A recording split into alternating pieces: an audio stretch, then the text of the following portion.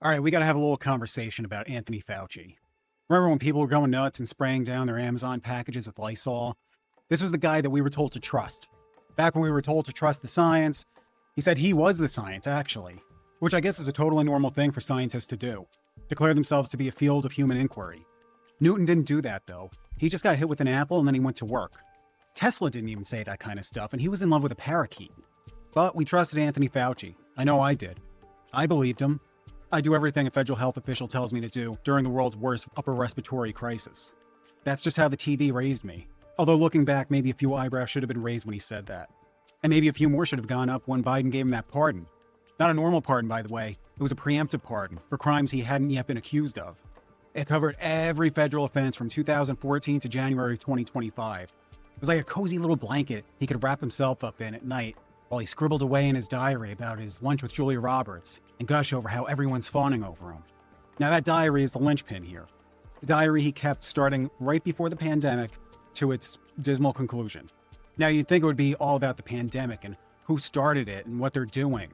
You know, maybe some personal asides about the weight of the world that he's carrying, having everybody looking to him for answers.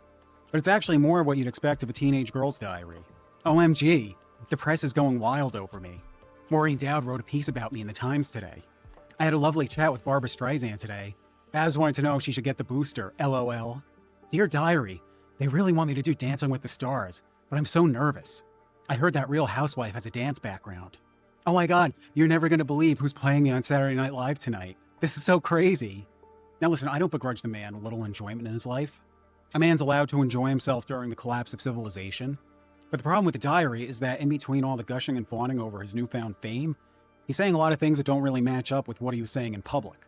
In January of 2020, he writes, "We know the market wasn't the source, it was the amplifier." That's the Wuhan market, the wet market, where we were told some guy ate a fried bat on a stick and now grandpa's on a respirator. Remember, the virus didn't have anything to do with the infectious disease lab that was right across the street. The science has settled on that. And then on February of 2020, he gets on a conference call with 11 other scientists, and his notes say that only 2 of them thought the virus was natural. The majority of virus experts he consults with say it was lab-made. And then, for some reason, he just goes with the minority opinion. So the natural origin story, the one that they beat into our skulls and told us only crazy, stupid people questioned it, the reason your aunt got kicked off of Facebook? Yeah, well, it turns out that that was actually a minority opinion in the scientific community, and wasn't based on anything. So now what about this hearing? You'd think the man of science that he is would take the opportunity to dismantle his accusers on the world stage, use the hearing to go point by point and show the world they didn't misplace their trust in him. Instead, he pleads the fifth. Every single question. He pled the fifth when asked what color his tie was, what color the carpet was. Even with a pardon, he wouldn't answer. So why would a person do that?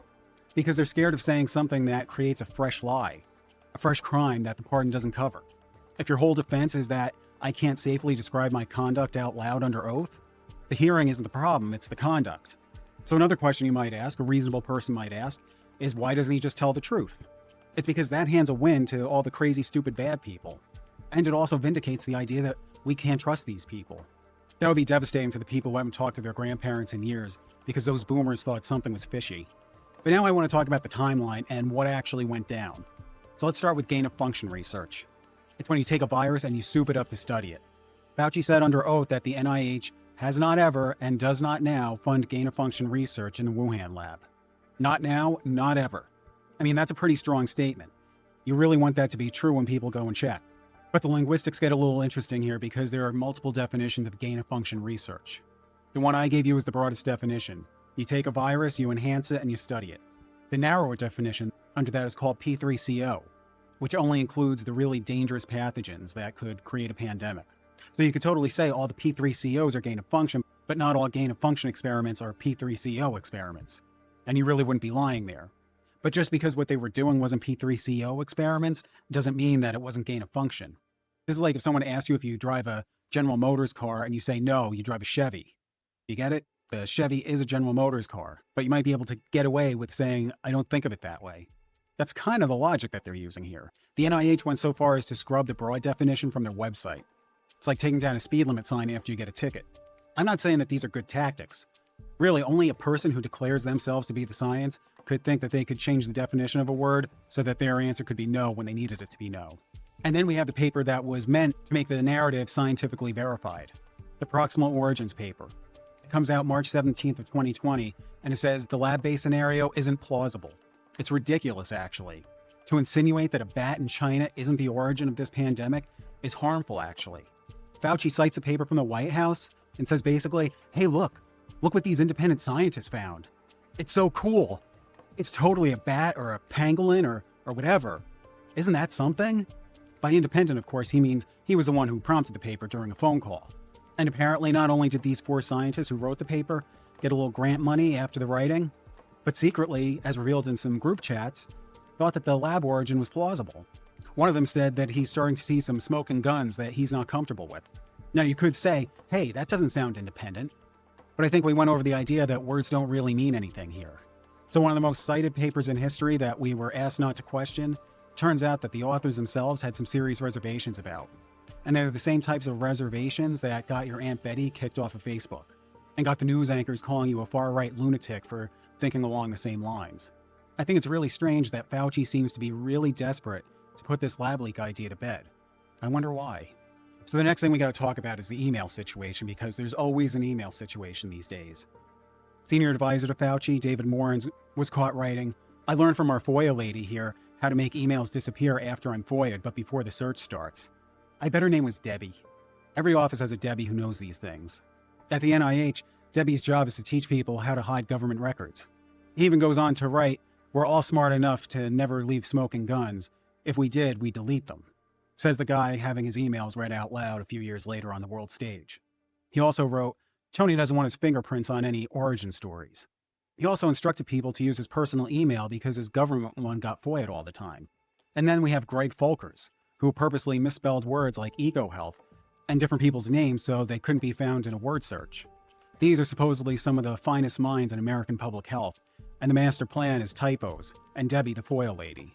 Meanwhile, at the Biden White House, they're leaning on Facebook and Twitter to censor you, and we know that because the CEOs admitted it.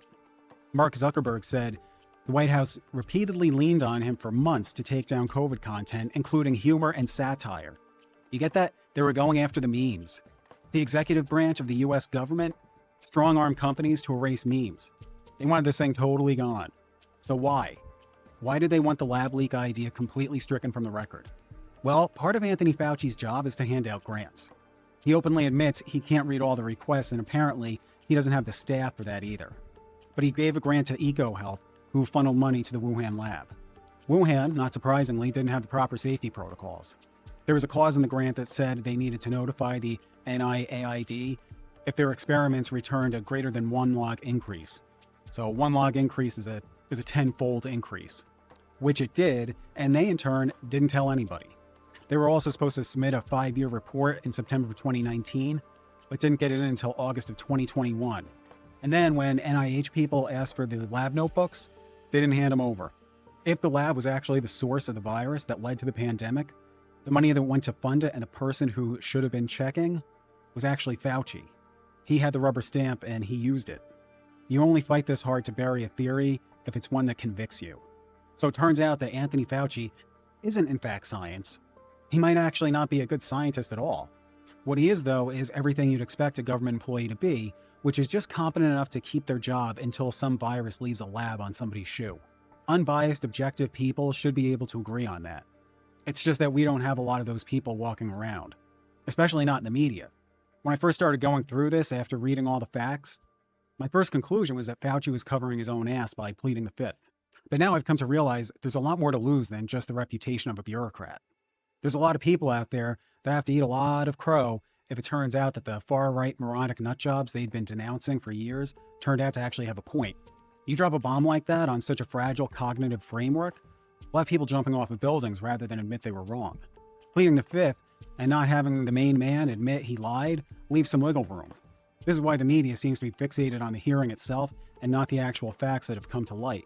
So after ruminating on this for a few days, I've come to the conclusion that yes, Anthony Fauci did lie. And at the very minimum, people should actually look into the facts and see that that's the truth. Otherwise, if we can't come to agreement on that, we're setting ourselves up for another disaster. So ruminate on that. But don't forget to hit like and subscribe. And definitely leave a comment down below to let me know what you think about this.